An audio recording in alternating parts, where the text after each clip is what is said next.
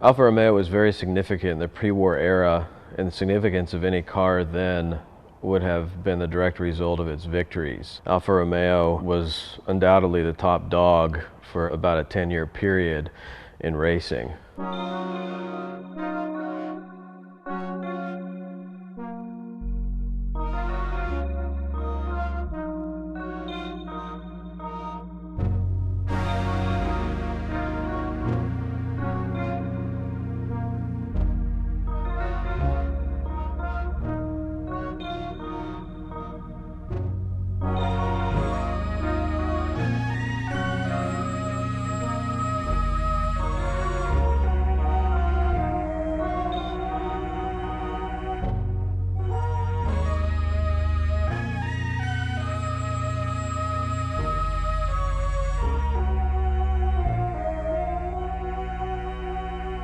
In 1931 and 1932, Nuvolari won the Targa Florio, both years driving the 8C2300 Monza. The 8C Alfa Romeos came on the stage at a time when Bugatti had enjoyed victories for many consecutive years and had undoubtedly been the most impressive race car in the world.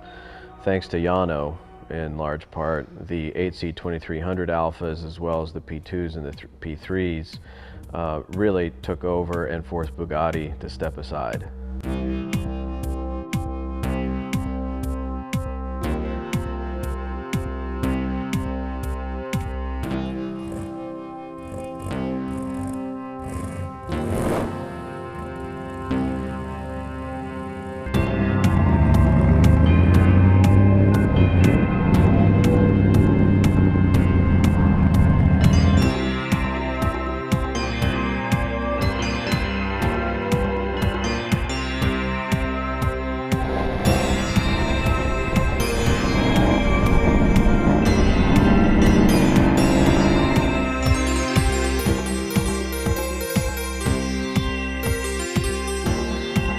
You could look at the Monza as maybe the earliest example of a Ferrari, even though it wasn't a Ferrari. It was raced in Scuderia Ferrari because Alfa essentially for a time outsourced their racing. Enzo Ferrari was a driver for the Alfa team, and he then formed his own team, and that was the team that was essentially sent early Alfas, and it was his responsibility to race them. And then that in turn gave birth to Ferrari's own automobile brand. I would say the heart of the Alfa Romeos were the engines. The best quality of the Monza is undoubtedly the power of the engine. When you step in it, it just goes. If you're going up a hill and you need to go faster, you put your foot down and it goes faster.